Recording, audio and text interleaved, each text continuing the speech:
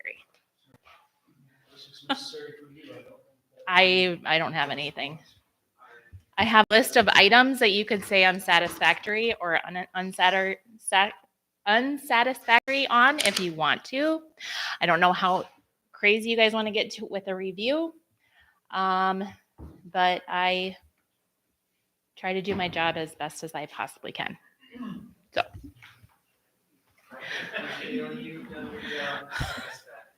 okay.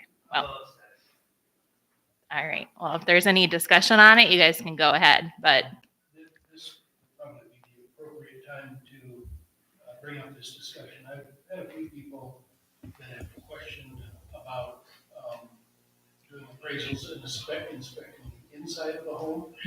A few people are of the opinion that, that's government crossing a Yep. boundary, the inside of your home should be private. mhm. So how are you, I mean, I remember you told us that they don't have to let you in the home if No. they don't want to. How are you clarifying that with? So people if- doing appraisals? So when the letter goes out, it just basically says what we're doing and why. And then it also states an inside inspection of the home is beneficial, but it's not required. What I do tell people is, I get a better idea of the quality and condition of the home. And the Department of Revenue would say that that would be my first defense if someone would appeal their property. And the first thing that the Office of Hearing Examiners would ask me is if I was able to review the home in the inside. And if I said no, that would be a complete check mark against the homeowner because it doesn't give me the ability to review that property as well as I could without seeing the inside of the home. Does that answer that okay? It does, just, Okay. just wanted to make it clear to the public. Yeah. You're not required. No, it is not required. Invite you in for an inside inspection. Like I said, the concern was that crossing that threshold into someone's home is their private space. Yes. And, There are directors that kind of take it not to extremes, but they will just say, well, then, I will assume that you have 3 bedrooms, 2 bathrooms.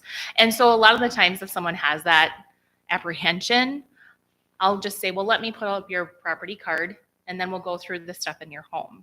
And then I'll just go ahead and clarify, yes, you do have 3 bedrooms, you do have 2 bathrooms. You have a finished basement or not, those types of questions. And then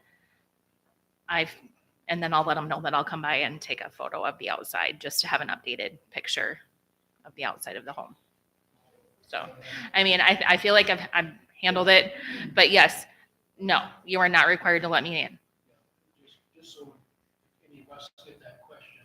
Yeah. Clarification. Nope. There is a state law that allows me to be on the property. I don't have that in here. I was not prepared for that question, but there is a state law that allows the director of equalization of the county to be on the property. And I have it printed out, so I have it with me. So if someone questions it, it says that I have the right legally to be on their property. It's part of our taxation. Yes, process. right, So, right. Okay. Just being here to answer the question. Yep. I'm glad we got clarification. Yep. Okay. Quick side on that, cleaning up my grandmother's house, they were right across the little tax assessment machines from the 1670s. And on there you had a list of how many washing machine and dryers you had, Yep. dogs, Yes. kitchen appliances, the value. Personal property was a thing. And they used to count the chickens, they counted the cows, everything. And then if you had a 65-inch TV, that was listed on your personal property and you paid taxes on it. I'm I don't know. I can't imagine having to do that. I don't, yeah. But yes, it was a thing. And I've seen that in older books where the personal property and it's eight chickens. It's kind of interesting information. Yeah. Anyway, just Okay. context. This is nothing new. We're actually running less than Yes, I feel like we are. Yep. Okay. Any other comments or discussion on that item on the agenda? Okay, silence. I'm gonna go ahead and just keep moving. Just gonna keep moving on. Okay. All right, thank you. All right, so with that being said, I'm gonna add on to Jim's comment. April 15th, we will start sending out letters to those additions in the second half of Miller that will be reassessed. And we'll start that, and hopefully, hopefully the weather holds out, but if the weather knows I'm gonna be outside, maybe we'll get some more rain, I guess. So that'll start, and I will have a map hanging here so that people will be aware, and I will also have a list of those additions on my website before those letters go out. Okay? And let's see. Hopefully I will get that one done. There's like 400 structures in the second half. It's about 90 less than last year's. So I'm hoping that with that, I can move into St. Lawrence before the year's up, if time allows. Okay. Moving on, we need to talk about Article 17. So Dan, you'll need to make a motion to convene as the planning and zoning. I'd entertain a motion. Move to go out of regular session and convene as planning and zoning commission. A motion and a second to exit the Board of Commission and convene as the Planning and Zoning Commission. All in favor? Aye. Opposed? We are now Planning and Zoning. Okay. So we had that planning and zoning public hearing on the 24th of March. And just so that we reiterate, the planning and zoning board has recommended to the commission that adding Article 17 to our zoning and comprehensive plan is they are in support of it, right? Okay. You guys want to talk about that any? So do, Oh, I'm sorry, we are in planning and zoning. Sorry. so we're in, We're in planning and zoning. right. Sorry, we're in planning and zoning. I mean, this is just to Yes. sort of convey yes. the, Convey what the public hearing. so we can have either discussion now or You can have when more we- discussion on it if you want to. Or you could, Typically, do we need what to read, happens do I need is, to read the whole thing out loud? no, Okay. is the Planning and Zoning Commission would recommend that the commissioners either approve or disapprove, or if you have any modifications at the What I last said, minute. I shouldn't have said it, yes. Did we do that last meeting? Or we made motion to planning and zoning to regular commission last meeting? Right, but that was a public hearing, so now this is just kind of formalizing that public hearing. I'll make a motion that we submit Article 17 to the commission with impasse. So, I got a few concerns myself. I know we've talked about it already, but I've got a lot of calls from folks about the 2 mile setback. And I said I'd talk about it, and it's not that I'm for Summit pipeline. But if we pass this, we're basically telling people we actually don't want any pipeline. I don't know if that's the right thing to do. I guess it's a 2 mile setback, we're basically not gonna have anywhere. To run a pipeline. Now, I don't know, if we don't want a pipeline, this is definitely the way to do it. No, that agree that 2 miles is extreme, I guess. I don't know if there's nothing else really that have an issue with necessarily, but got a lot of calls from folks. Some are mostly concerned about the setbacks, but we've had some that are forward pipeline folks too. I mean, there's people out there where I get it. I talk about folks back, some are forward, some are against it. Some can't just make a decision. Me too. Yeah, too. So I don't know, my concern is, are we making it too? I can add to that, those comments too, that I've only been contacted by one person to give feedback, other than our, public hearing, to give similar comments to what you just stated there, that, they're not necessarily, for any pipeline or against it. They're just, nervous that we are possibly limiting a market for sort of one of the top revenue producing commodities that we produce in the county. So, but so I've had one person reach out to me, but anybody that I've talked to, it's been the same sentiment, is that, do I want a pipeline in my backyard? No. And do I want to tell somebody else that they have to? No. But also they'll want a market for their corn too. So there's two sides of this. It's obviously not an easy thing to regulate, but here we are. So, any homeowner or residents has the right to set up. So they're okay with being closer inside the waiver. And PUC still has the authority to override our decision in these matters. Yeah, I get that. Part of me says though, if you're looking at a project and you read these ordinances, you're gonna say, well, I'm not even about it, because that's way too much. I mean, you're stopping it before it even starts, in my opinion. The people, when they see that, they're just gonna say, well, we'll go somewhere else. All the other counties around, they're less, go there, you know what I mean? They'll let it bypass us. Well, I don't know. Is that always good? Maybe.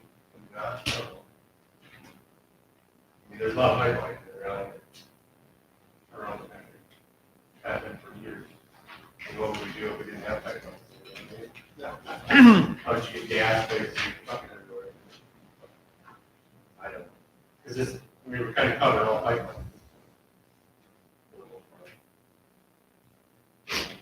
And I guess the only other thing is sort of in the technicalities of the ordinance at our 2 miles. I mean, I just looked at some of the other counties that have passed similar ordinances, and it seems like a lot of them are at, a half mile to a mile for general setbacks. I mean, it's like Spring County has a 2 mile setback from high consequence areas, which makes sense, I think. But I just want to be able to defend our ordinance and have it backed somewhat by, some reasonable standard. But but we obviously want to eliminate as much risk as possible too. And I know there's risk involved, there's risk in everything.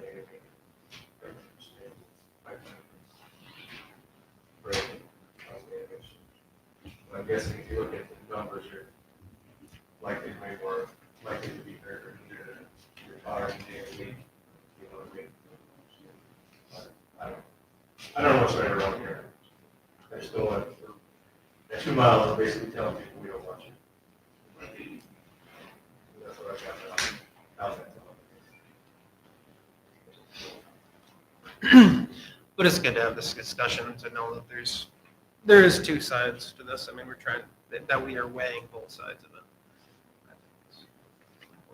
So I don't know. Well, I thought it'd be to lessen that setback. I mean, I still think it's gonna be awful hard, and I'm certainly not for anybody to make at all. That portion of, the discussion in the past. But, you look at 90% or whatever of the landowners that sign the easement.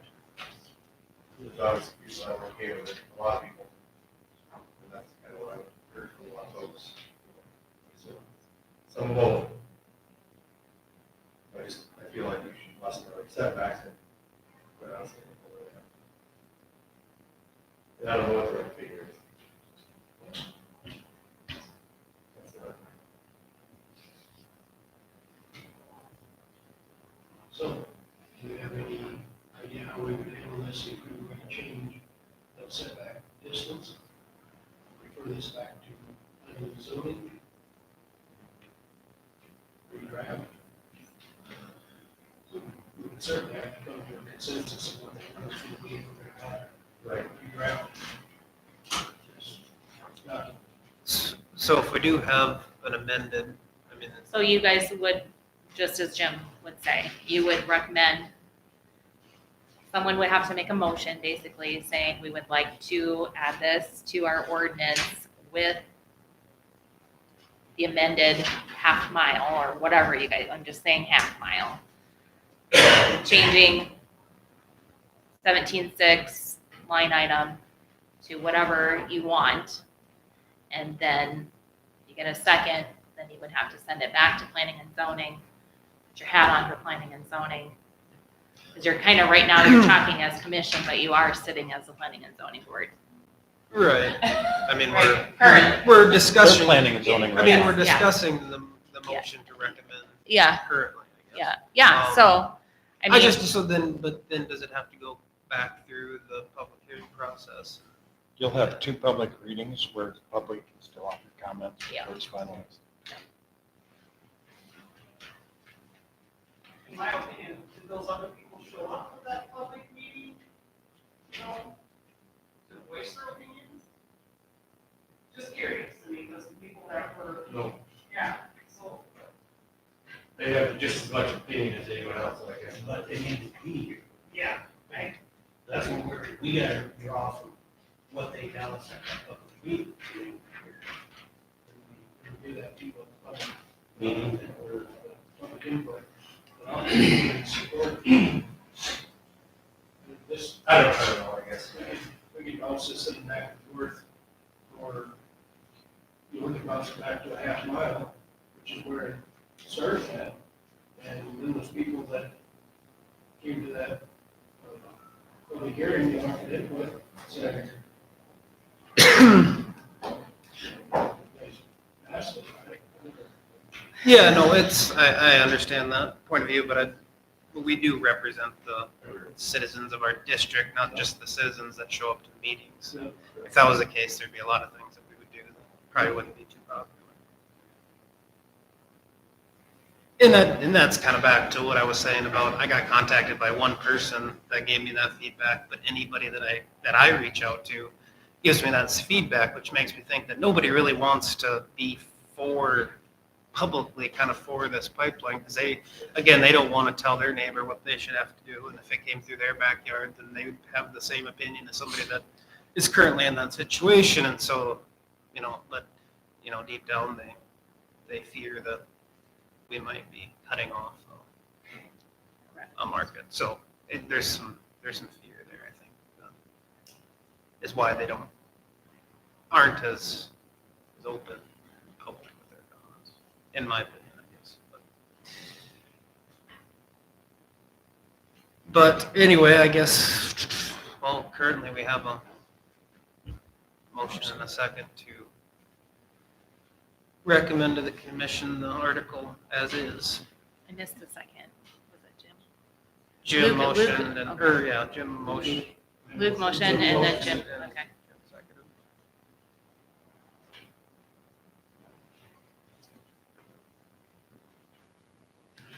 So I guess we will, we have to address that motion. Yeah. Put it address or, vote on it. you're keeping with your motion? Well, I guess if that's it on the discussion, we'll take a vote. All in favor? Opposed? Nay. I believe the ayes have it. Motion passes.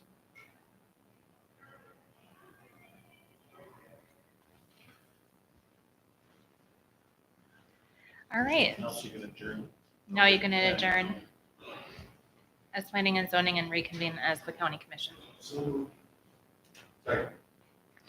Motion and a second to exit planning and zoning and re-enter Board of Commission. All in favor?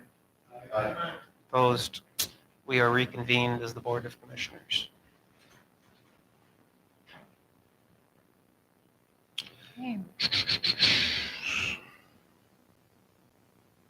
So what did those yahoos in the planning and zoning recommend to us? You're looking at them. That's right.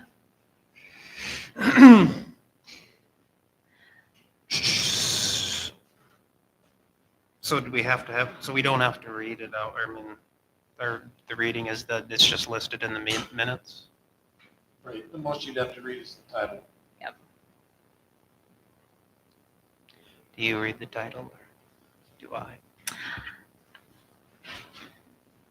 So you've been presented from the planning and zoning a recommendation to amend the Han County Comprehensive Plan and Zoning Ordinance by adding Article 17 hazardous liquid pipelines to that ordinance. And you guys can go ahead as county commission, have some discussion on that. So do we approve it now or do we approve it after the readings? So you can go ahead and say you want to do it, and then we can have a first reading. Correct. So you guys can go ahead and you'll have to do motion, though. Someone will have to do a motion as a commissioner. To approve the first reading. I will make that motion to approve the first reading. We can do it now. Is that correct? Yep. I'll make a motion to approve the first reading here in this meeting. I will second it. Got a motion and a second to approve the first reading of Article 17. Is there any discussion?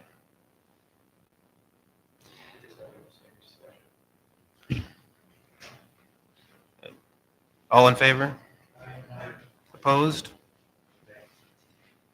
Motion passes. All right, so now you're going to say that we're going to have the first reading of Article 17, hazardous liquid pipeline, to be added to the Han County Comprehensive Plan and Zoning Ordinance. Well stated, I guess. Well, There you go. Motion to approve the first reading. Not by me, by you guys. we didn't just do that? To send it to first reading, Yes. but you didn't, now you're actually approving the first reading. Now you're- Oh my There's so gosh. many things. I'll make that motion. If you guys weren't also planning and zoning. It wouldn't be so, A it lot would be, easier yeah, it would be. Conceptualize. Yes. I will second this motion to approve the first reading. Worth doing twice, I guess. Motion and a second to approve the first reading. We'll skip discussion. We've already done enough. All in favor? Opposed? Motion passes. We're done with that section of the agenda. Yes, I mean, I really like you guys, but that was a lot today. I want to make a public statement. There is something fundamentally wrong with us being planning and zoning and the commission.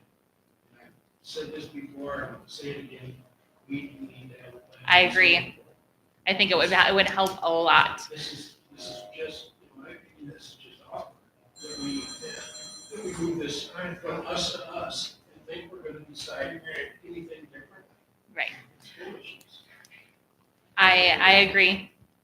I think that it would be, I'm going to add to that, Jim, just from my standpoint, it would help like pull you guys away. You'll have a different group. Maybe you have one of you sit on the planning and zoning. And then, yes, and then I know Hyde County, maybe it's something that you guys want to discuss, but, and in St. County, they have separate boards.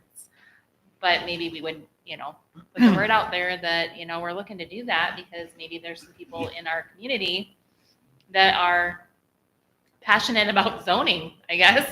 And, maybe they would like to take it, because we do need a little bit of work with that zoning. And maybe if we got a different group, they would be a little bit more, find more time for that, I guess. The word voice that's injected into any government decisions, should be, not always, but more input you offer into any decision-making process, the very process should be. I had suggested last night we would ask our meeting test board. They would be interested in doing it. They get $50 per meeting, Be very interested in doing it. I have them. It'd be nice to me if we had planning one of the devil, someone from each area, just like the commission, so you have guys scattered. Yes, We've got that one commissioner on there, and I just suggested last time, why don't we get somebody from each quadrant? And they should be rural, because planning and zoning to a county does not affect the municipality. So. No. So just think the highways perfect, almost perfectly divided. And county, get somebody rural from each quadrant, and have them, and one commissioner be on that board. I think it's, I'll say it again, this is just awful. This is, Yeah, I would agree. I mean, maybe we need to revisit that. I know it kind of went away the last time without any actions. So question on that, is it by statute that it's on you guys, or is it just something every year you just approve that this board of laws communicates? It's actually in our zoning ordinance. Actually, so Yes. so It's it has to be listed as a amended. line item that says that the Planning and Zoning and Board of Adjustment is also the Hampton Commission. So that would have to all be, Yes. ordinance change. Yes. codified law says that if there isn't a separate planning, zoning and commissioners can do it. So that's our state law clarifies it. So it's not wrong to have planning commissioners doing it, like I said, it's just awful. Especially when it comes time to this, when you're having to put your hat back and on, off and on. So Codified law says you can do something, ours says it must be. it is. It's It just- just says that it It is. just Yeah. says- Just okay. that's what we're doing. Yeah. Just so we, just so I can. Not that we mandate, but that's what. Right. It just says That's that what we're it doing. is, and then that the auditor, the Kane County auditor, is the secretary. Clear, thank you. Oh, I'm so sorry. I'm sorry, Doug. I don't want no damn flowers on Secretary's Day. Okay, well, I'm gonna send you some now. All right. Okay, all right, I'm good? I think you're good. Thank you, Jamie. Thank you. Okay, Chris He's is not back yet. not here. Will, I guess. You're up.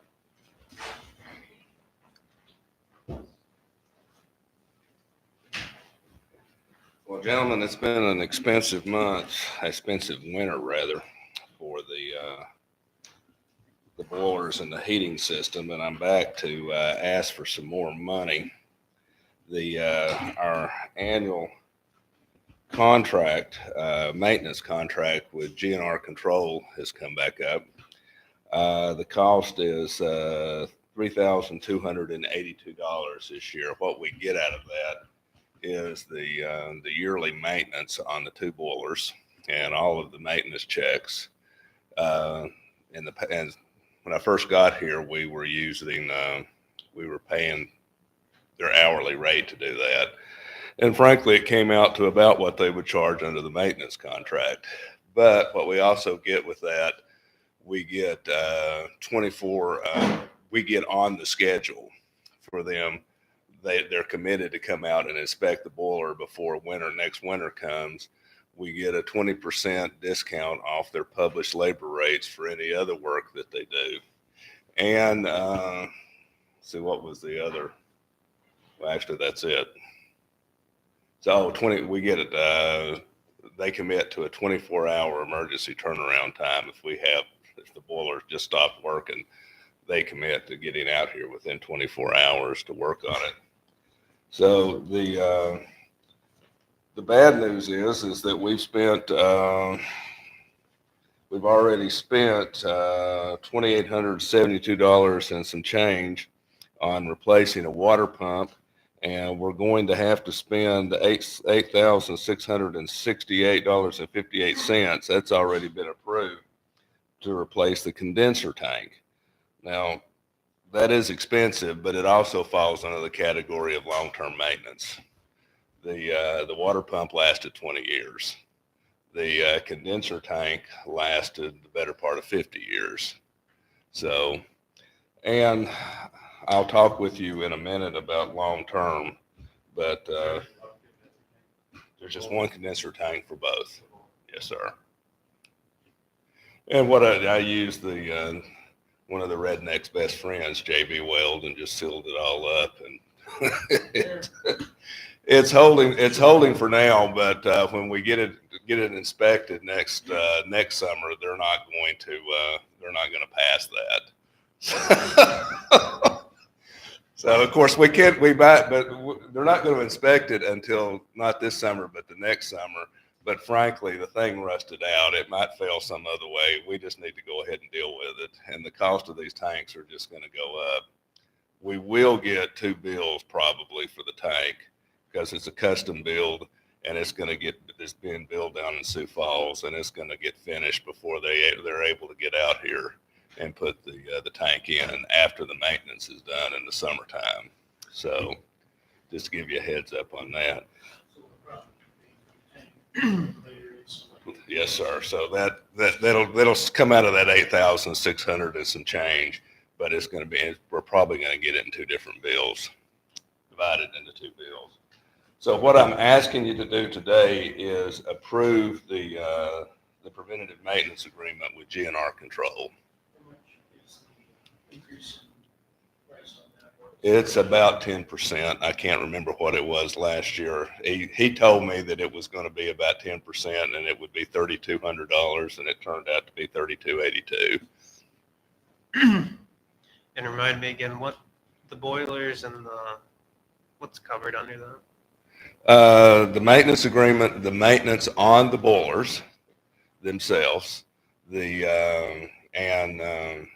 inspection of the boilers, as when they do the maintenance, they inspect the system, and we get a 20% discount on their published labor rates for any other work that they do. It does not cover if they get in there and they find out that there are parts that have to be replaced.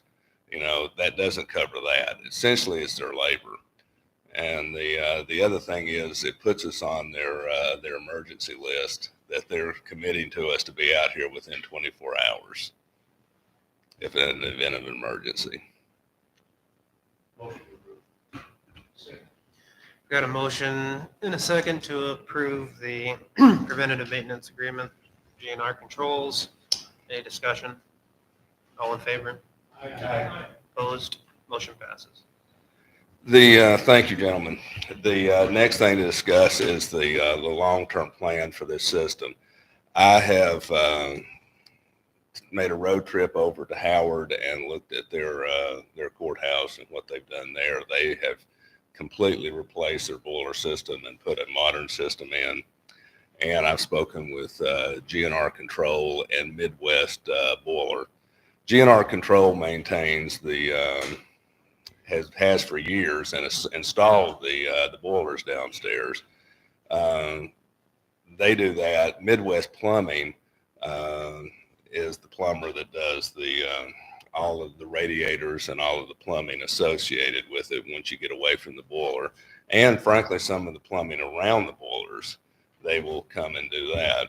So I've spoken with them and looked at what happened, and they actually did the work over at Howard. They did a great job on it. But replacing this system is going to be well north of $1 million. And what happened over there was the boilers completely fit. And frankly, I think it's going to be closer to $2 million. That's just a guess. And it can be made to match the building. They did a great job over at Howard. But the most telling comment that I heard over there was the auditor said that she had had several people tell me, why does the court, after spending all that money, why does the courthouse look the same? That was kind of the point, though. But they spent, I mean, she told me it literally came down with them that they either replaced the heating and air conditioning system, and it included air conditioning. They replaced the heating system and put air conditioning in, or they build a new courthouse. We are nowhere near that. The good news is that the boilers have been maintained. We're getting to the point where radiators are failing. They're 100 years old, but we haven't had any fail this year. We've only had a handful of them fail so far. It's been last year, one of them failed in the assessor's office, and we had to have them moved around. What we can do, and speaking with with Midwest Boiler, we've already spent quite a bit of money on, maintaining those things. We've replaced, there are 77 heat tubes in each of the boilers, and we replaced 20 in one and 25 in the older one. The boiler, they tell me that we're going to get another 20 years out of the boilers down there. And those are the guys that are paid to, they sell boilers. What's happened is that we treat the boilers, and have for decades now, with chemicals that inhibit rust in these things, and get rid of the dissolved oxygen in the water that's turned into steam that goes through these. So there's not that much of a rust problem. But eventually, we're going to have to start, the day's going to come when we're going to have to start replacing more and more of these radiators. They're going to fail. GNR, the old radiators, that just apparently isn't manufactured anymore. But GNR Control and other people, they manufacture a radiator that's essentially copper coils inside a box that can be painted to match the wall, or I guess frankly we could paint them silver to match the color that's there for those. But I guess I would want to paint them to match the walls. That's going to be about per radiator. It's going to be about $7,500. Now, I've gone through the building, and we've got 59 slots for radiators. 57 are in place, and I think 52 of them are working, and 52 seem to be doing the job. So if we went through the building and replaced every one of them at $7,500, we're looking at $390,000, $400,000. I don't think we need to do any of that. Here's what I think we need to do. I think we need to continue maintaining the system as it is. And we could get a heating and air conditioning specialist engineer out here to evaluate the building, but that's going to be about $15,000 in and of itself, just to get them to do a complete engineering evaluation of the building, to include the heating system, any potential air conditioning system, and the electrical system in the building. I don't think, based on the conversations I've had with the guys that work on this, we just need to continue on with what we've got. We've maintained the system as it is. The boilers are rebuildable. They're the only potential thing that's going to be a problem with the boilers in the midterm, next 10 years, is that the parts for the burner were made by a company that's no longer in business. But that's just something that can be pulled off the front and put another one on. And the biggest part that we have down there that's going to fail is the blower motor. And we've got a spare blower motor down there. That's going to be a $3,000 to $4,000 item right there. I thought we had a spare water pump because it had a sign on it that said rebuilt water pump. I think it's even made by the same company that made the water pump. It's the motor for the blower. So we keep doing that. We put money aside. It's been mentioned that we put money aside. We put money aside against the day when we have to replace a bunch of these radiators, and that may not be that far out. How far out are they to get them? They have them available? They have them available, so it's nothing. it's no more complicated than ordering any other piece of heating and air conditioning system. You know, it'd probably be several months to do it. We'd want to do it in the summertime. But gentlemen, I think what we need to do is set some money aside against the day. $7,500 multiplied by 10 is substantial, but it's nowhere near $1 million to $2 million, not to mention all of the work that would have to be done to the building. And it's a historic building. The other thing that I've noticed looking at Howard and what they did, they have air conditioning system in there, but they don't have lobbies and a rotunda. How are we going to air condition that? You know, that's going to get real complicated out there. They don't have anything like that over there. We use the window units. The only problem that I see about this is somebody from one of the historical societies may decide to get some heartburn over the fact that we're using window units. But we've been using window units since the 70s. I mean, that's 50 years. I think I can make a case that there's historical precedent for using window units. And the other thing, and I don't think that's ever going to come up because they know all the holes that they're going to have to jackhammer into the floors and the walls to put a modern air conditioning system and heating system in.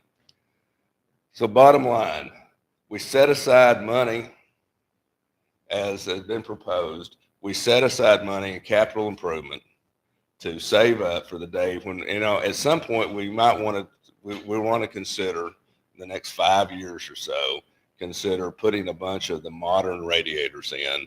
And if we buy a bunch of them, I'm sure they'll cut us a discount and not charge us $7,500. The other thing that might happen is that we have pipe leaks.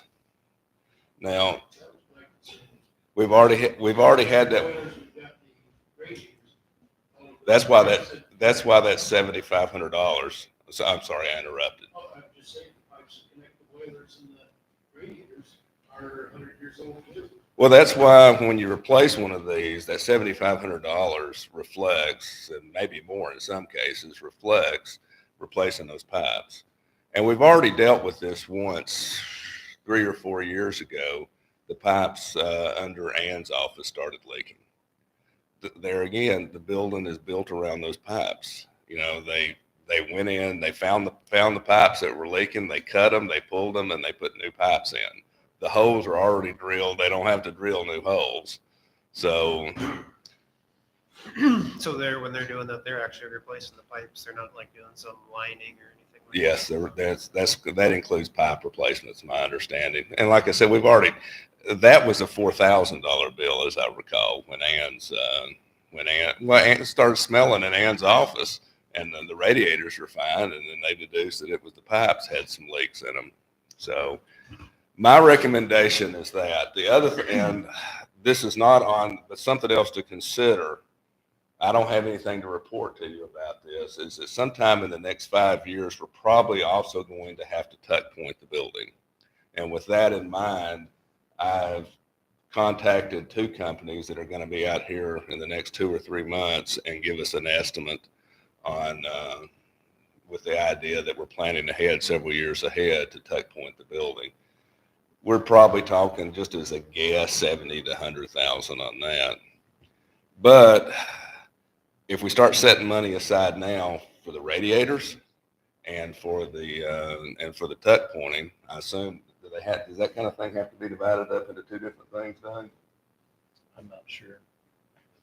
Well, we don't have to make the decision today. You guys don't have to make the decision today, but I would recommend that we start setting some money aside like we did for the elevator to cover some of this cost. We've got 4 different issues that we've been discussing for the better part of 5 seconds here. The heating and air conditioning, the tuck point, the windows, we decided to caulk the windows instead of replace the 35-year-old windows. The tuck pointing and the 88 door. Yeah. We still haven't made any progress on. These projects are probably the biggest reason for the tax increase that we passed, fund our highway department properly. So we quit taking money out of the general fund to fund the highway department, so we can start to address some of these things that we have to address in the courthouse. So And I wasn't going to bring that. That's out there too. I was just going to focus on these two things today that are going to, particularly the heating and air conditioning. But I think that the most cost effective thing, and we could set aside money for the enhancing the back door well, too, and part of that. I guess the reason I brought those four projects up that we keep discussing is, can this be a courthouse improvement fund that we prioritize what has to be addressed? We get to it. But do we have to specify, if we do this fund, do we have to specify exactly what it's going to be? Like a specific courthouse project that's going to be used for? Can it be a courthouse improvement fund? Maybe all these things listed, we prioritize stuff as it comes up and I'm not trying to be a smart ass, but you can do whatever you want till you get caught.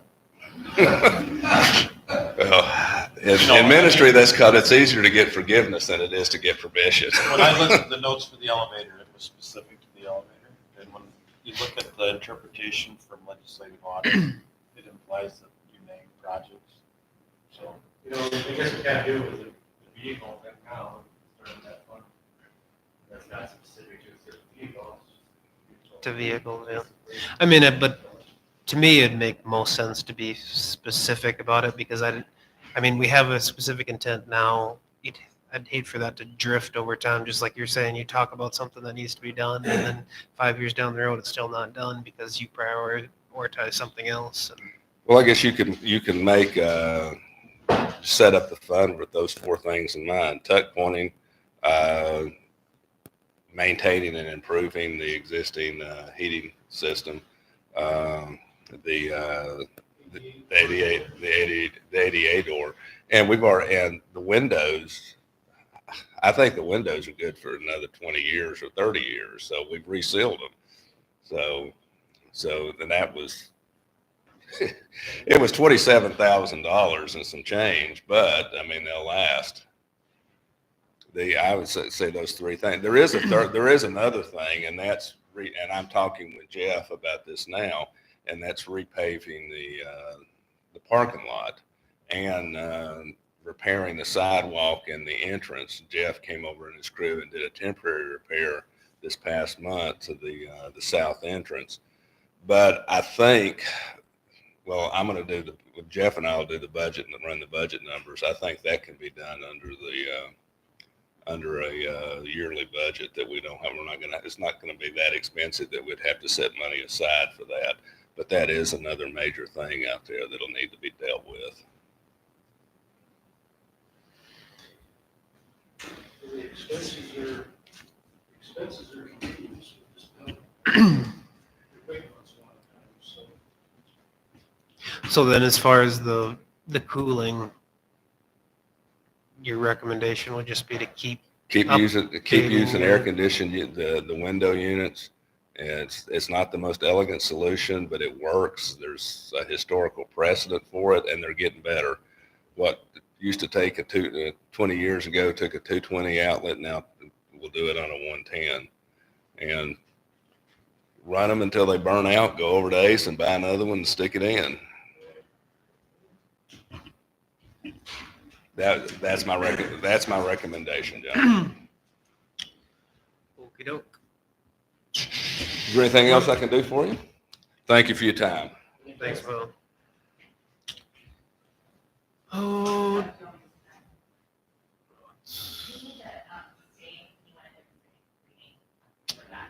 oh, You want to wait for the next commission meeting? Or do you think it's necessary to schedule a special meeting? For the readings, Yeah. I mean, I can just do it the next meeting, can we? Don't have to have a special meeting. Or do we? Well, Better we have have them the sign it up. equalization, board meeting, we could read it at Excuse me? Can you do that at the equalization meeting or not? If we schedule a commission meeting in addition to the other one. That's what you guys. Oh. That might be just basic things. I think we just wait until the May 6th meeting and Okay. Thank you. time flies. We'll be there before we know it. Chris, you made her. You're up.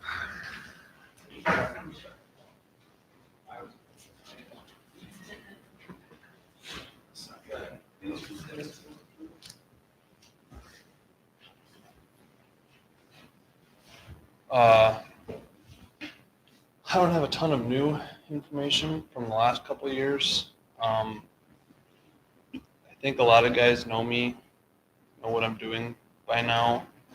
So I'll just give you a rundown on the year. Had 16 coyote complaints, calf kills for Hand County this last year. Took 130 coyotes on those 16 complaints. Mostly trapping in the airplane, doing some thermal work, doing some calling, doing some other things, but that's pretty much it. And my workload is just based off of how many calls I get and how many calf kills there are on a specific year. So for me to have more work, I just need more people to call me, or call John, or call Corey, or get a hold of me somehow. But yeah, any questions? I don't have any. We've had Chris come and grab some problematic badgers in our own township roads. Couple stretches of road where they constantly digging either into the shoulders or right into the road. Take a couple of them out of here. Yeah, I think I took 2 out of that road. Yep. Seems to have solved the problem there. Till it happens again, then you just call me back and Some of those things are obnoxious and decide to dig in the roads. Or they get anywhere for that matter, but they can mess up the road bad.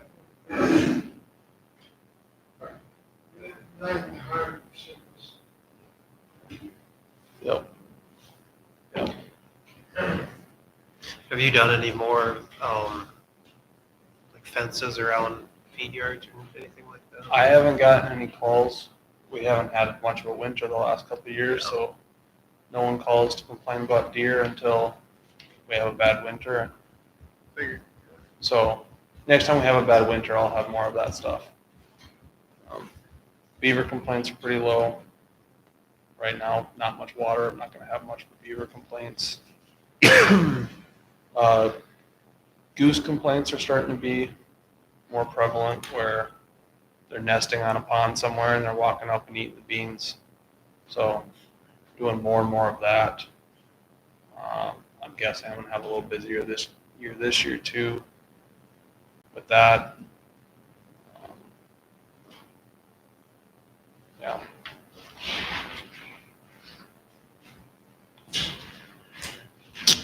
Thank you. Yep. Alrighty, yeah, thank you. Have a good one.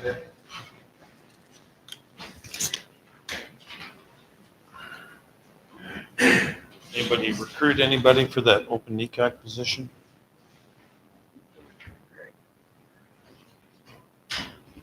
No? It looks like a no. Beating a dead horse, aren't we? My opinion, we wait. This is just my- we wait until- I guess, yeah, I did. Interview position.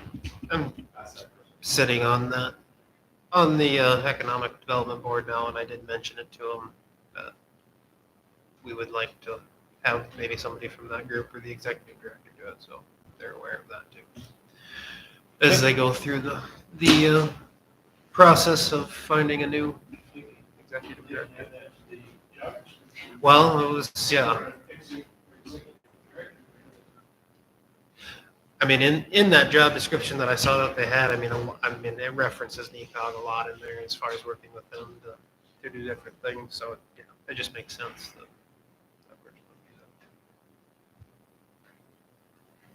Did y'all have a chance to read the resolution?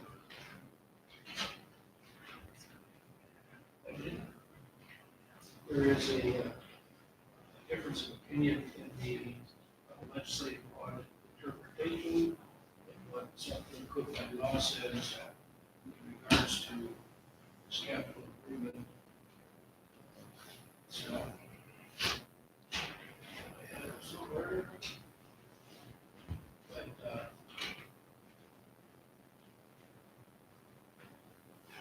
it's, let's say once in 5 years for saving up money, with my loss, say 7 years, and 60% go to the board to approve the resolutions. So you want it says 5 years, which is obviously not right, but what's that change? It's their interpretation. So it can be just this fund, that we can pull out different projects out, or we have to have big projects. The impression that I got, and I'm not a lawyer, and I didn't stay at a Holiday Inn Express, so I can't even pretend to be one, but yes, that's what I was told. You have to pick a project. But again, what Jim said, there is that disparity between what the statute says versus what legislative audit says. I mean, look at, just here today, there's 7 projects that are gonna come up in time. And I don't think we can stomach taking on that year. Right. I suggest you wait. I mean, with what we're looking at, because I know Will said that the tuck point would be about 100,000. I'm guessing it's gonna be closer to 250.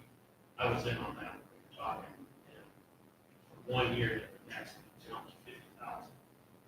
This has been, or 3 years ago, we were talking, and it was at 100,000, so it's gonna be 250,000 easy when we decide to do it. We got the 88 door back there that's gonna need to be, that I think is first on the list. Get it done.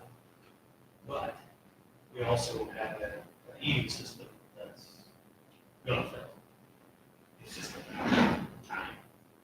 So really what we're doing here is sitting down and figure out what algorithm. What's drafted here is specifically for heating. But We move that to just, Well, here's the interesting thing in this interpretation. Is down here, it gives an example of purchasing a road grader. So in the second paragraph from the bottom, which implies multiples or just heavy equipment. You know, I mean, I would be curious to know if that the resolution says specifically motor graders or if it just said heavy equipment. Because like you're talking, if we just did courthouse improvements, yeah, we can fill in, define details. I think that's how it should be. Or we can change it to be the 4 projects that you already know exist. The heating, cooling, tuck pointing, making the entrances handicap accessible. And what was the other one? Wording 7.151 says the resolution is enacted if approved by a vote of 60% or more of the governing body and shall clearly set forth the purposes for which the funds are to be accumulated. Not the purposes for which the funds are to be accumulated in the maximum amount that may be accumulated. Funds to be accumulated should be expended within 84 months from the date of the resolution. Funds are no longer necessary. They are to revert to the fund from which the funds were appropriated. So there's no harm in, if they ultimately get it all go back to the general fund. If for some reason you need like specifically. So we have Correct.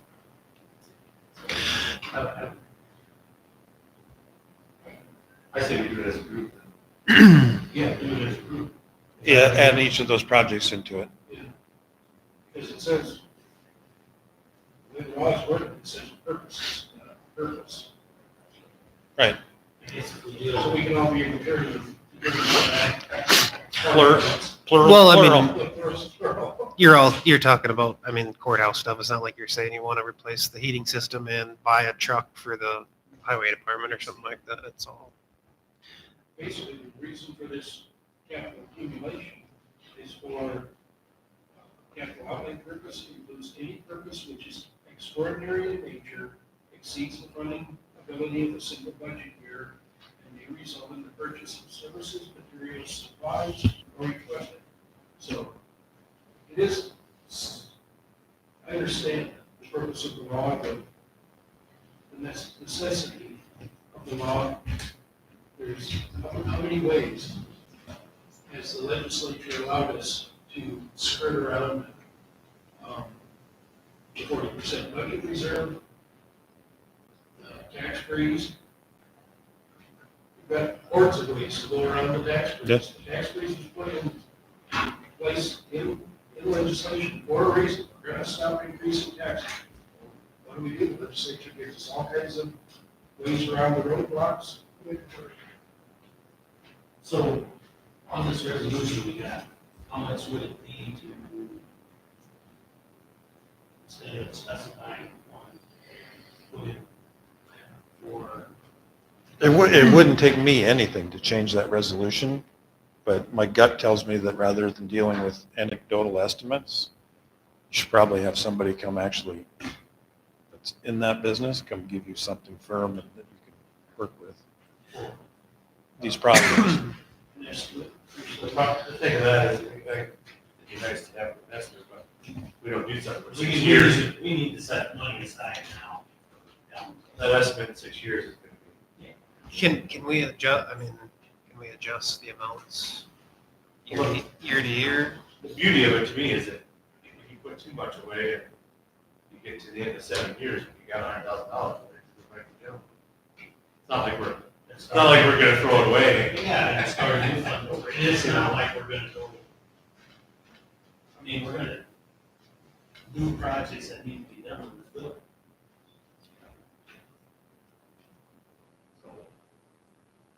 I say we just change the resolved portion of it to have those specifics. Okay. As far as years and amount, I guess it's going to decide. And so then you can pull from that at any point during this whatever time period. Even if there's funds at the end of this year. Yep, that's my understanding of it. Oh yeah, then there's a simple calculation of how much money you think at what time frame. I say we just stay with that $50,000 we did before. So I think that's going to cover, I mean, it's certainly not going to do all those projects. Yeah, of course. Yeah. But I think 50,000 a year. Well, right now, well, Will's budget has 60 grand in it for capital improvements every year. That was started 4 years ago, 3 years ago. So it'd be 110 between the two. But the idea is that it's not to be fundable within 1 year, but if you're going to put in 50 and you're going to pull out 50, then it's fundable in 1 year.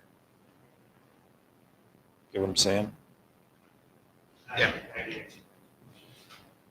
So I guess I never asked him if this is potentially replacing some of the capital line on his, or if he I would is- be very surprised if that, is the case, or I don't think it's Look, I'm trying to multitask what you said about calculating this cost. So that's what. Well, you even say it's gonna be around 150,000. I can tell you, almost, unless he's talked to somebody here recently, the last time that I had talked to him, we talked, and we called, it was 100,000, but it jumped 50,000 in 1 year. I'm just taking that, and that's about 3 years ago, so I'm looking at, we're gonna look at 250,000, just to calculate this bill. So, at 50,000 a year, it's gonna take a lot of years to build enough money then. But if you have 100,000 in there, and he's got a budget of, what, he said, 60. 60. Okay, you can work it out. And, but if you set it up for 5 years, and in 5 years, we have to, we can use the money. for- Well, statutorily it says 7. I would say the percent constrained to 5 years. Because to get enough money in that to do this, the heating system, I mean, if that was the one project we were thinking of doing, it's gonna be 50,000. I don't know what we're gonna do for heating, Well, that's what I mean. It's- he thinks we're just gonna fix it. The only thing that's gonna cost much is radiators eventually will add up. Changing the boiler to some other boiler system, on fuel oil, or propane, whatever, that's gonna be a big cost. But he's thinking that's the only thing we can keep this. building. There's no other option. That's what he's saying. What worries me is pipes that are in the walls, under the floor. I think we should go and look at that system in Sullivan County. That we would have that day for the Water District. Or maybe we should invite the company that installed it to come here.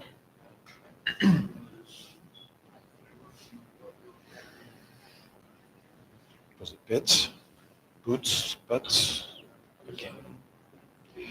I can find out. They said it was 500,000 up there several years ago. And that courthouse is as big as this one.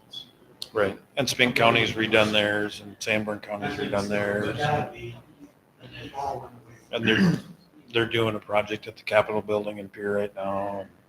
So yeah, there's people. What I'm wondering is if we did what they did up there at Sullivan County, is they put air exchangers or whatever in those rooms.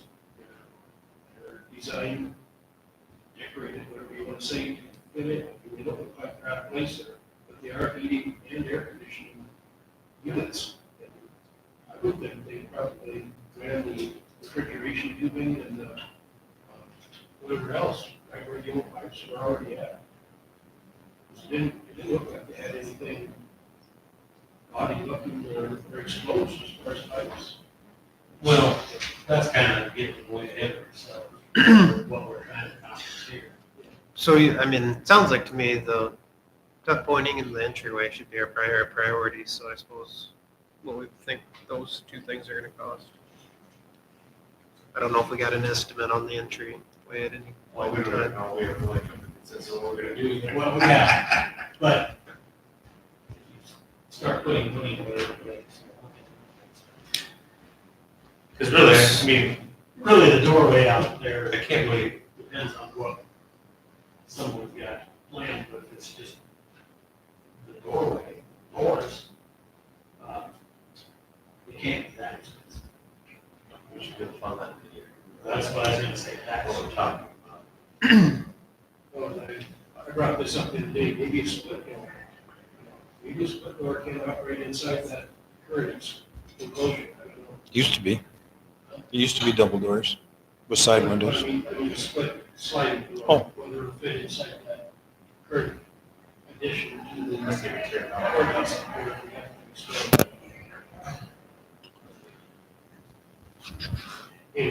So We could put out a 50s, request for bids on it. Well, at least have a company come and see if they can fit one inside that current enclosure, or if we have to expand it, or tear it, so you're gonna clear out, build a new one, what we're gonna do there. 75. I like 75.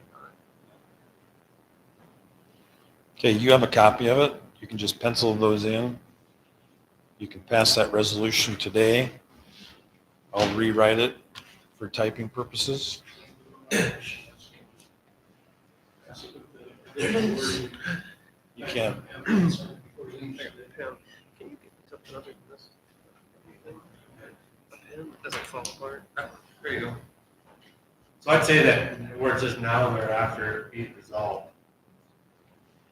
That's where we have to change it from specifically heating and cooling system, and then we just need to add express purpose of renovating the cooling system, tuck pointing the outside of the building. Adjusting the Handicap accessibility. west, the west entryway. ADA accessible west entry.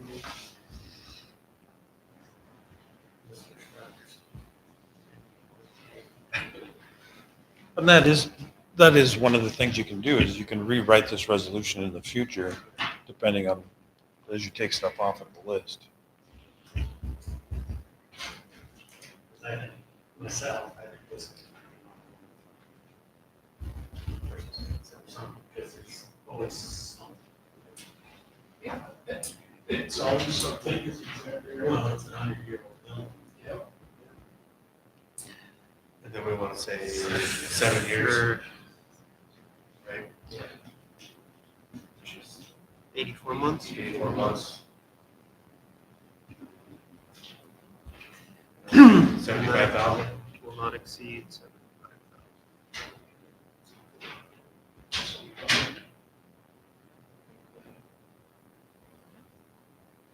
Do this. Make a motion that we approve resolution 2025-08.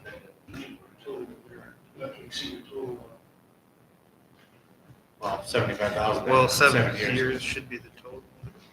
That is-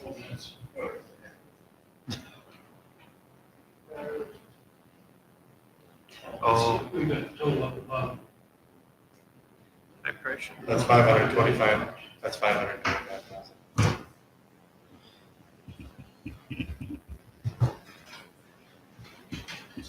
Make my motion. Okay, I'll second this.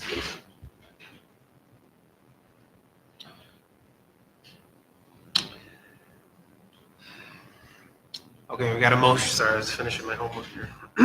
Got a motion and a second to approve resolution 2025-08.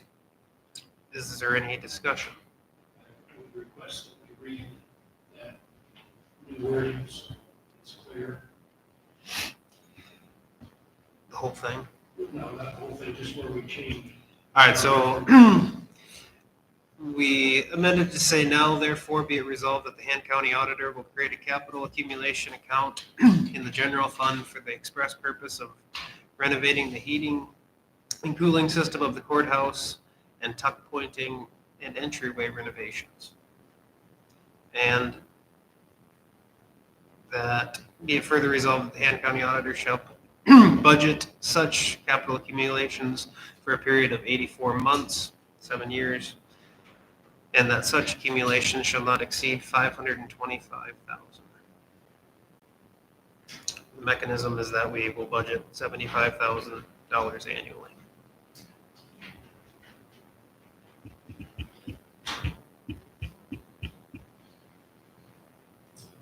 Okay, we'll do it by roll call. Palmer. Eschenbaum. Aye. Strasburg. Wordsman. And I will vote aye.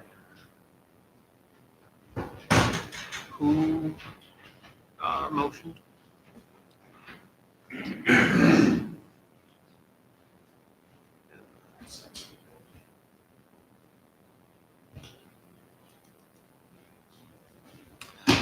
Motion or resolution passes.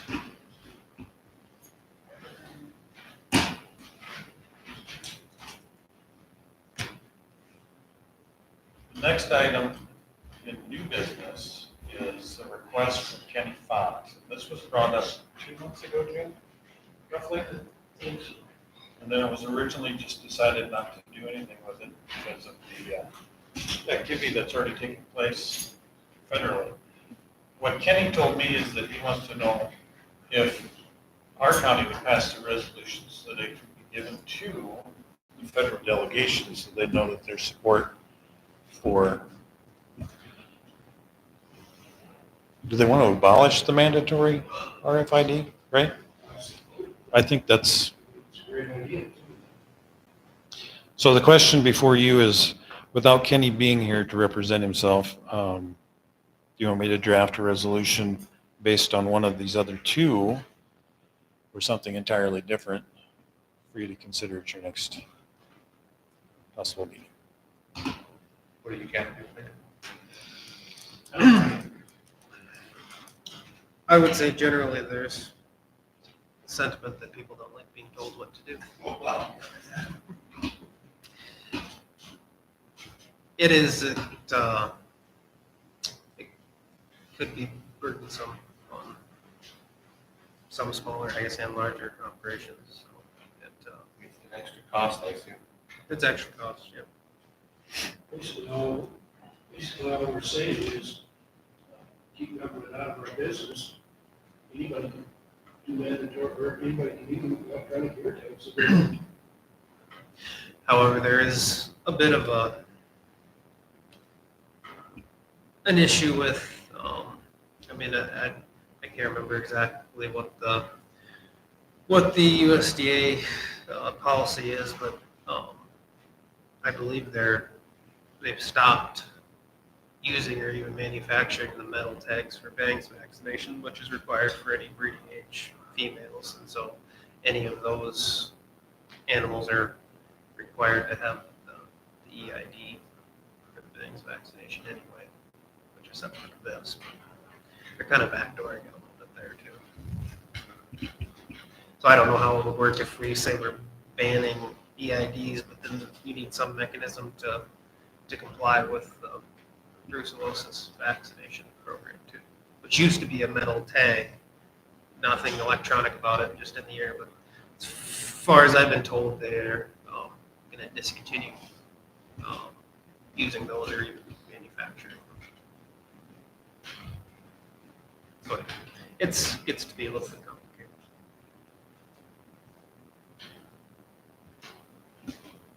Plagiarize one of the two, make a new one. I would be in favor of supporting you.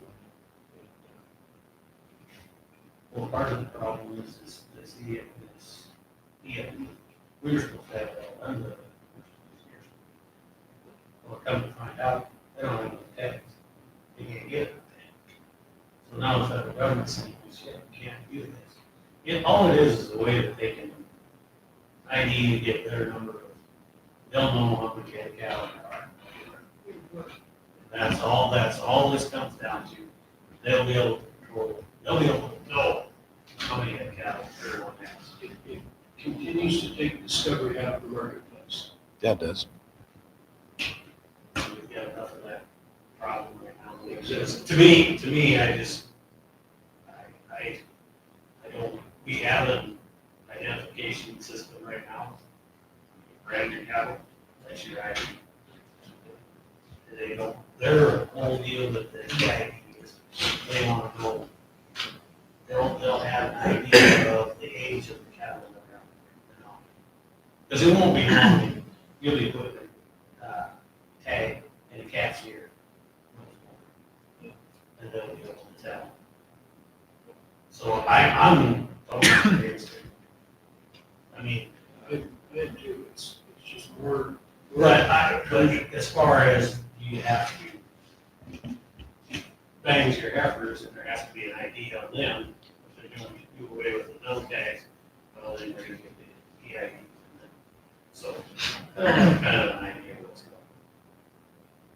Yeah, they're backdooring. Yeah, I'm all for people that want to use it, that they can use it. But Right, but, if you want to use this, fine. but yeah, forcing somebody There's else. a couple of different producers that do use it. They say they wouldn't be without it. They said, I would never, don't want anybody has to do it. And it's going to get, I think, more complicated too, because there's the ability to store store some information on those tags too about your vaccination programs and just general stuff about your operation that could be read. if But it doesn't sound somebody- like we're really committing anything. We're just kind of giving our opinion. Yeah, It's supposed to go to the federal delegation and say, So is it we are also not in favor of this. So, are these two the same resolutions or? No, they're close, but there's some language differences. Take a To me, they're average? both a little wordy. We like concise. To the I'll just make a new one.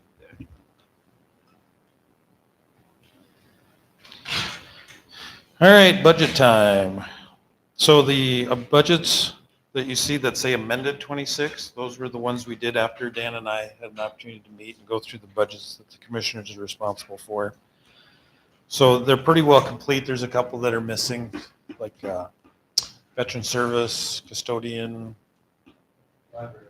library wasn't in there. So there's a couple that we're still waiting on, but at least it gives you an opportunity to look and see what's going on.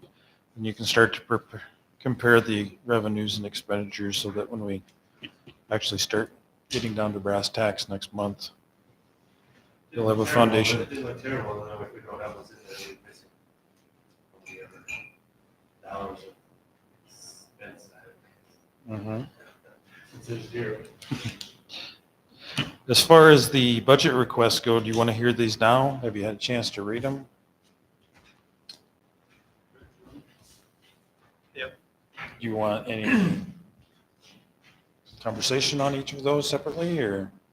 You're talking with the departments? Yep. No better time than the present. All right, so I'm talking to Liz.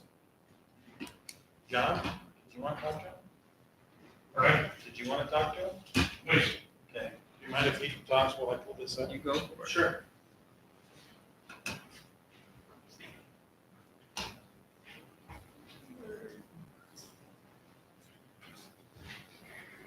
A couple things real quick.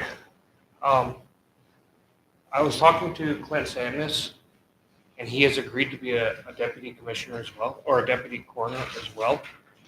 I would just need approval to have him be able to come on board. When Tiffany was coroner, she had 2 deputies also. So he would be my second deputy essentially. Yep. So, I would make a motion to approve Clint Sandus as a deputy coroner. Is that on the agenda? No, no, Okay, we approve that. no, Okay, just check. but he can make the appointment and we'll formalize it at the next meeting. So as long as you don't have any opposition. No. okay. And then the other thing was just kind of an update. Still working on getting supplies. I have sent a list over to Tammy Lichty at the hospital because she can usually order supplies a little cheaper through the hospital aspect of what I can get just buying them offline. So she was working on that to get all that stuff back to me. And as far as the computer, I have called Mitchell over in Madison 3 or 4 times now, left voicemails or left messages, haven't called me back. I can't get anything back as far as getting those computers. So, yeah. It's getting a little frustrating. You call her, I called the company and he's always out of the office, so I'm like, can you have him call me? They say, sure, they take a number, and I never get anything back. So, I'm not sure where you guys want, how you guys want to proceed with that, but that's where I'm at with that. well, that's tough. Yeah, I'll do, another day or today and see what we yeah, it's just getting a little frustrating, like, Yeah, no, that's, because I assume you're talking a fairly long period of time that you've waited for a call. yeah, like I said, I've called 3 or 4 different times now and left my number and tried to have him call me back and nothing. Is there an email or something? I don't have an email for him. Do you have an email for? Yeah. I call the office, that's the number that I have, and I ask for him, and he's always out of the office. I'm assuming doing on call site somewhere. Who do you have? Our guys, Mitchell, correct? Mitchell Bowe. No? You're gonna try. Greg will get them straightened out. Yeah. Yeah, so that was just the updates I had. Others have had the same problem. I guess. Yeah, when I was talking, I asked Shane if he's ever had issues with him. He's like, well, he can't ever seem to get out of the office fast enough when he's over here, so.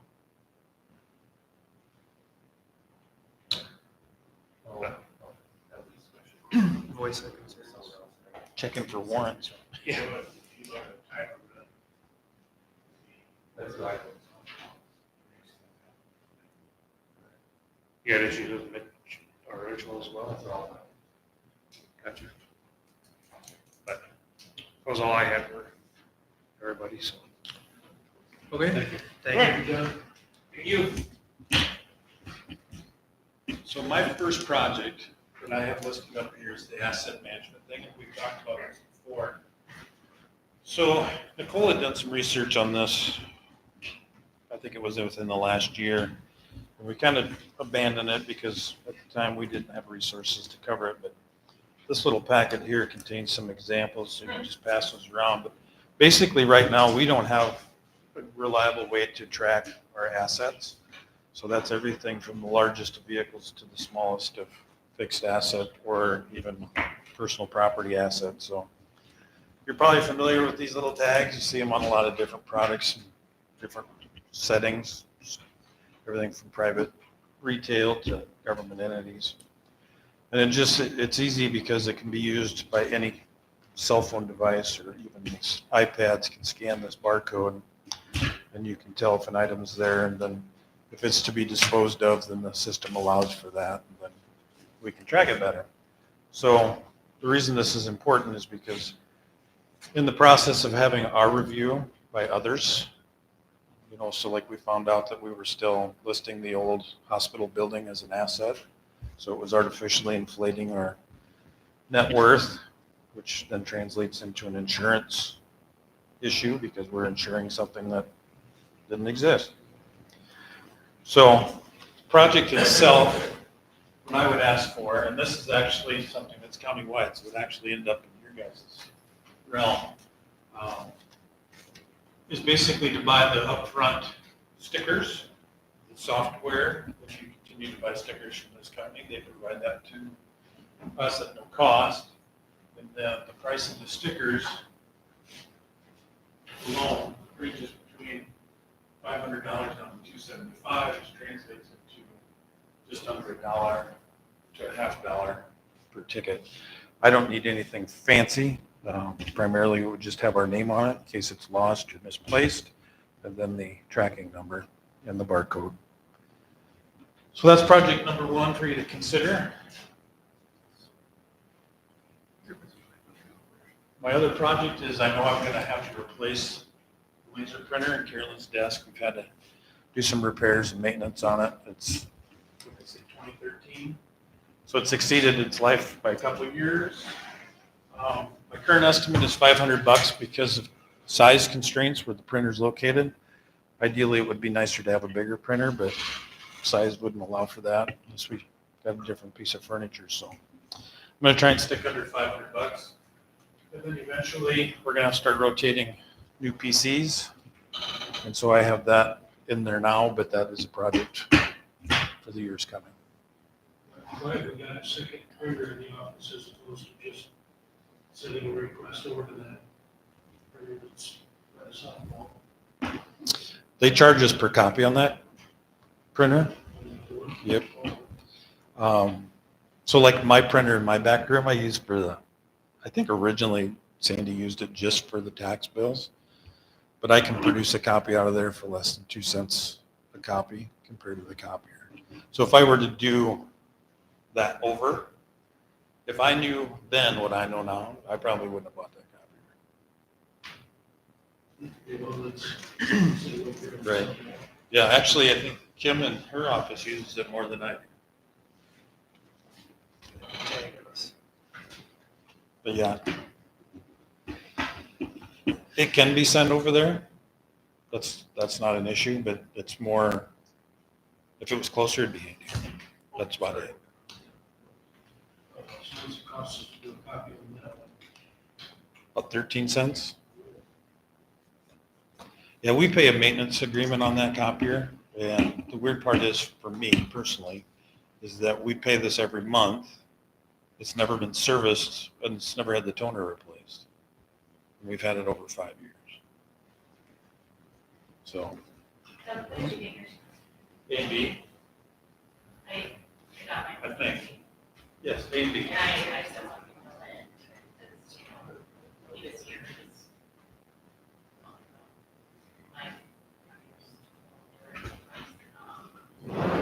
And I asked for a replacement to have it on hand because, you know, I don't want to not have that because I just have a cheap little HP that is just used. Not really by me or things from the public when they ask for copies for better. So, I never really done that. Yeah, really the copier itself benefits me the most when I make these scanned images of the plats. But I could do that in one of the other offices just as easy, so. So yeah, live and learn, right? But at that time, it was a shared copier and it was used by a lot of different people. It just made sense, but then as it changed, the need lessened, so. So that's my proposal for you to marinate on, if I can borrow So do you downstairs. need us to do anything with this? This will be Nope, part just of your keep it in your budget. mind, so when you're looking at budgets, if there's an opportunity for you to fund it, that's kind of my priority list, but. How, on those labels? Yeah. How, I understand labels, so then you somehow, some that's like inventory, all that. In our Or do system, you think you have something kind of already? it's pretty antiquated. It assigns a number. Then what we would do then is we would take that number and we would marry it up to the number on the sticker or have the sticker made to match it. And so if I wanted to get rid of this podium, which is a poor example, I could just scan it. It would pull it up because right now, most of the time I have to print entire inventory, put it into a PDF, and then use the search feature inside the PDF to find a product. And I assume that's like an app or something that you scan the code with. Yep. Yep. With them, it's their app. It's the, Right, yeah. they send it out there, the Tiger app. Asset Tiger. Anything else for me? I don't think so. Okay. Who's next?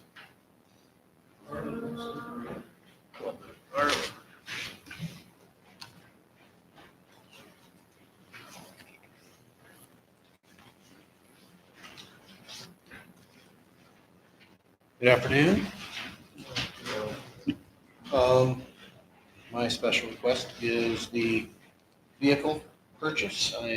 My office is on the list for new vehicle purchase for 2026 on the vehicle rotation. You have that stuff in your. If not, here's the list. I think it's, yeah, on the link. Take one, Can you pass it go around. into it? I think we're outdated on some of that.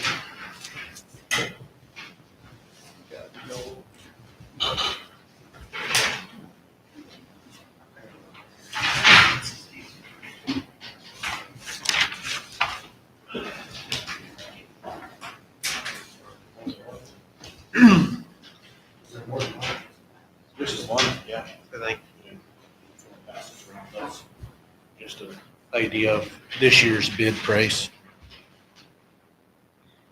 How many miles did you get that? 80,000 right now, and I'm expected to be over 100 by 2026 in the purchase of a new one. If that's-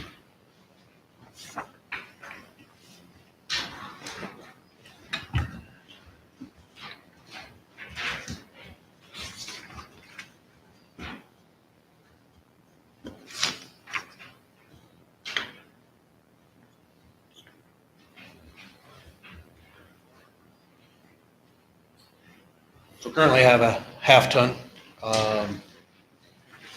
and I have 3 trailers that I may have to pull in an emergency, and they're fairly heavy. Squat my pickup pretty bad. My generator, I can't roll up the safety chains enough. keep them from dragging. For the squad on the pickup, that thing's pretty heavy, along with my 14-foot enclosed trailer for hazmat, and then the command trailer, which is a 28-foot camper.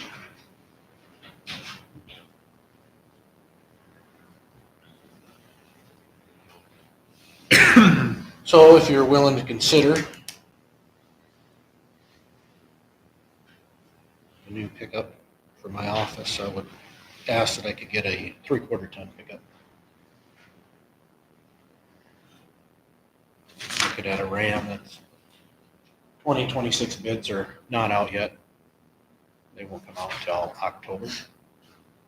So these are the 2025 bids, so I would assume they'll go up in price. The amount, the guy told me that state bid was anywhere from 2.5% to 3% on average, but hard to say with the tariffs and stuff that's going on in the world today. So it's one of those hurry up and wait and hope for the best. Have you been keeping track of her on how many additional miles sharing Buffalo County's and on your pickup as opposed to what you were putting on before? Did we figure those estimates properly to cover that additional expense? Yeah, I did figure that in. I couldn't tell you off the top of my head right now how much it's added to my miles. It obviously does. It's 60-mile round trip to go down there and come back. I'm down there 3 times a month. 3 times a month. For sure. And then there's other times where I respond down there for different things. But I also figure in anytime that I go to a training or stuff that I try to keep track of the gas. I have a different line item for it. You're probably adding less than 2,000 miles a year. Yeah, probably. Three trips a month. For the, less than 3,000 miles.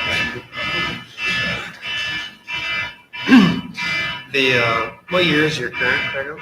15. And you got that one new? Yep, that's a twin to the Dodge half-ton that the highway shop has. Oh. They were bought at the same time, my understanding. Yeah. What's that, Jeff? Those papers, they don't have much to do, we don't put a trailer unless it's the same trailer, we put a trailer adjustment back. They don't. You ordered that to be where they are currently even. Yeah. Much bigger than you were. So, It reminded me again, so then on your current one, we were looking at Trader, we were gonna move that somewhere else. I think there's some other departments that would be interested in having that for a hand-me-down, I guess. So do you have an idea of what the value on that one is? I haven't looked through that. Figured that'd be more research I can do if we're going forward. Stationary hours back there. As long as it doesn't come with the light on, the engine light. That's the last two. Those badges that you get unlocked on the dash? Oh, man, and get them that way. that is a trade. As of right now, it's not on. Oh, yeah, yeah, and the front end feels like it's gonna come off, yeah, great. And then the topper that you have currently? Yeah, so the current stuff that's in this pickup would not fit in the new pickup. So I would like to have a topper, a new deck system, which carries a bunch of different stuff that I carry with me all the time for accident scenes and different types of incidences. And yeah, so the deck system would actually fit, but it's gonna leave gaps in there. So I'd have to slide it all the way to the back and there'd be about 10 to 12 inches of gap towards the front of the box. So size-wise, it'll actually fit in there, but it's not a snug fit like the proper box would be for it. You're estimating the topper at 4,100? Yep, 4,100 through Chase Auto and Aberdeen, or not Aberdeen, from Fort Pierre. That's who did the one that's on here now. And the decked at 3,620. Yep, 3,620.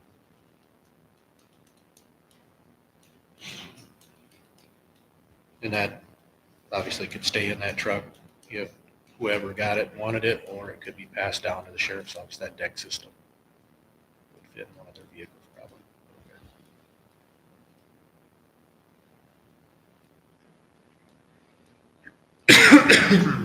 So there is a special purpose pickup that they're coming out this year with, which would have a lot of the highlighted stuff that I highlighted for accessories.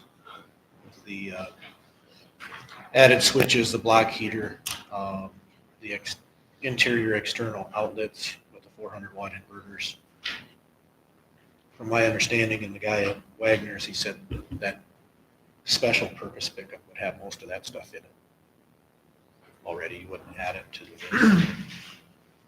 But I assume it's more expensive. He would say at least a couple thousand more on the base price, but he said it's something new this year, so it's, he didn't know if Chevy or Ford would offer that package. He didn't know that Ram was doing that for the state bid. So he has very little information on other than he knows it's coming.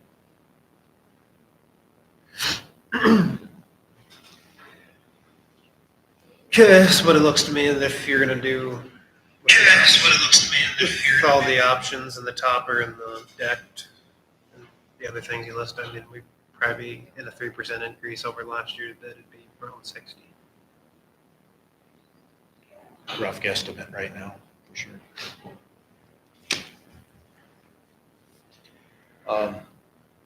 The only thing I didn't add, it would be the grill guard. Mainly because I didn't know what kind of grill guard it would be for $2,400.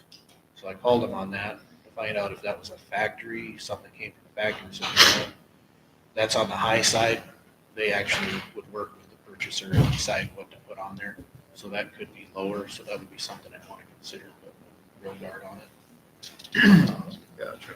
Looking at the prices online, just a simple grill guard is around $1,000. If I do it myself, it'd save the labor. But they would add probably a couple $100 to install it themselves. I'm gonna guess that grill guard that they got on there is for a bumper replacement style. Looking at the price and just comparing it to online stuff. I guess that's something we'll probably do without it, we could be accessories. No, and it's something I can add later. It's nice to have with the deer and stuff that are out at night, even during the day anymore. Have you heard anything more, Arlen, about the federal cost share on their salary and benefits and stuff? No, the state has cut it by 45% in the last 2 years, which is gonna be about a $16,000 to $17,000 cut that we won't get back from them. That'll go towards my wages and benefits. Reading what's going on, I don't think they're gonna get rid of it altogether, but there's gonna be some restructuring. But there's really no idea what that's going to be. Everything I've read says they're gonna push it back to the state, county level. What it will look like, I don't know.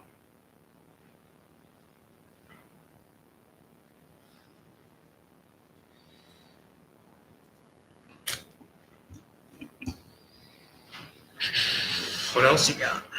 That is it. That's the only project I have. Otherwise, my budget is, other than the CPI and the insurance, annual increases on that, that's pretty much the same.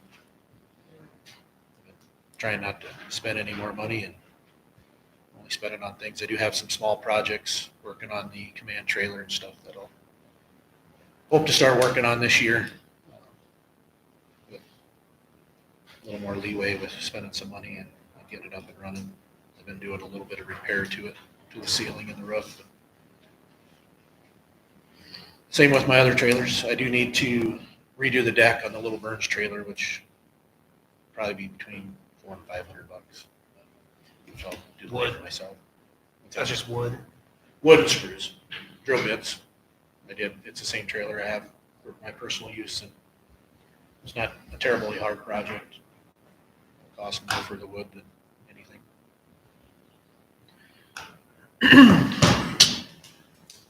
That's what I got, I guess. I don't know. First time I've ever had to ask for a pickup, so I don't know what else I need to do. No, I think, yeah. You got us the info, so. Is it in there? Or are we just taking that out? Is it in your specific budget or is it? No, because we had vehicle. It'll go and, yeah, come out of the contingent, or the vehicle contingency from the commission. The accessories come on this. accessories. Yeah. So some of the other things that I've been doing for the accessories of some of the old inventory on the old radios that are no longer good on the new state system. And getting them on eBay through surplus and getting them sold and putting that money into a separate account to help cover the cost of some of those accessories in the future.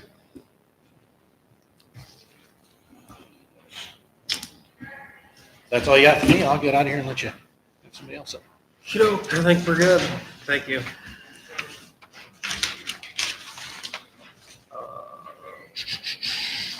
Jamie. And the three departments altogether, because ours is a consensual. I don't know, I suppose. We'll allow it. Okay. Attached, you saw our letters. This is just in conjunction with hearing that there may be a potential 15% increase in a different department. I'm not against their 15% increase for, I don't know what kind of personnel that you would say. Anything other than office personnel, if the office personnel there gets that 15% increase, I think that the office personnel here in the courthouse should also get that 15% increase. Because they're on the same playing field as we are, in our opinion. That's all, okay? So those, that's just it. That's all. Do you guys have anything to add? And then they did send out the new wage verification thing. So by looking at I looked at some of the treasures, we're still kind of on the low end, trying to keep our wage up there so people will stay. Because, just other jobs in town, businesses are actually going to people face to face to try to get help. And, they're offering more money and everything. So this is another reason to try to keep our wage up there a little bit. You're talking about the wage study. Yes, that just came out, which I ran we're on the lower, definite to lower, which I'm sure the whole study will show you the same thing. So, anyway, this is just our addition to that, and because we didn't want to, I want to have to be a part of that conversation. So, my opinion is we preach this time and time again that all wage increases will be across the board. So whenever we do something more than CPI, and I would favor doing something more than CPI, 15% maybe. It's pretty high. Yeah. Let's start negotiating somewhere. Yep. But I think we should keep those wage increases across the board. We've had this discussion so many times. We start splitting that stuff up. It just opens that can of worms where, Yep. well, wait a minute.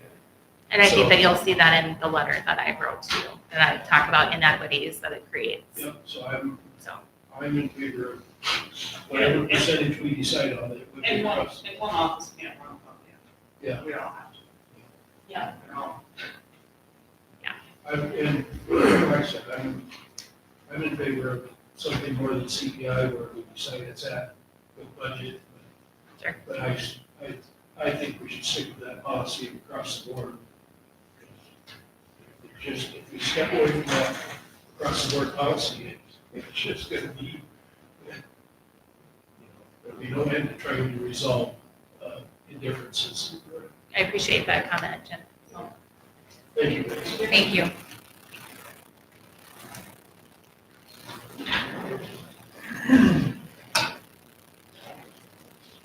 That's what we're back to you. I think so.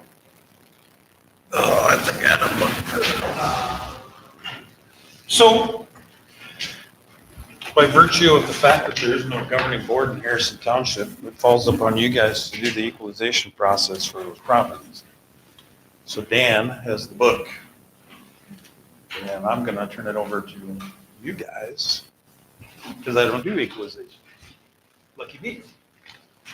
Jim, are you well versed in the equalization process? Has there been any concerns or complaints from that township? I've not received anything. I have none either, so. See evaluations.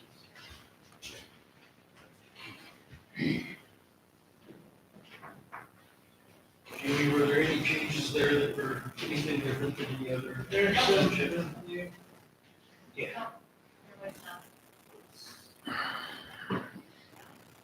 It's on the left hand. Clear up by Palm County. That's northwest corner. Yeah.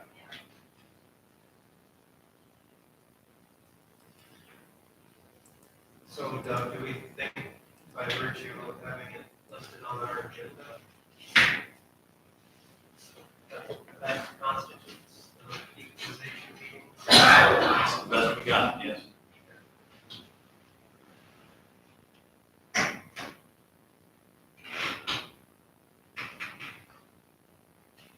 I think formally, don't they just Formally, sign the just form and basically, hand it back? you make a motion I guess, to, yeah, I've been involved in sort of procedural.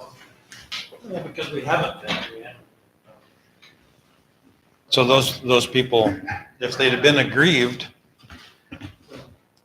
Motion is required, you sign it off on They sign it. yeah, isn't there a form, Jimmy, that you get I back on? have a minutes form, so if you guys want to, you want to bring one of those in. Yeah, I'll fill it out. Each can sign it. Sure. I'll- So while she's doing that, I'll go move into the next thing here. There's been some changes in the open meeting laws this year during session. And one of the most notable is an effort to make sure that you guys and other people that sit on boards are properly trained on said open meeting laws. My question to you as your clerk is, how do you want to do your training on this? Do you want us to treat it like church where we read a couple verses each time and have a sermon on it? Or do you want to take a test and turn it back in? How lengthy is it? All the open meeting laws? It would be all of them. This is just a sample. I personally like the church thing where we just put one or two on the agenda each meeting and Are we required to review this? absolutely. Not only to read it, but to exercise it. And it's actually going not just at our level at the county or city, it's going into townships, drainage boards, what do they call it, sewer districts, for lack of a better term. Yeah, any unit of local government. So even conservation districts and stuff like that, so. So anyway, here's that slip, if you want to pass that around.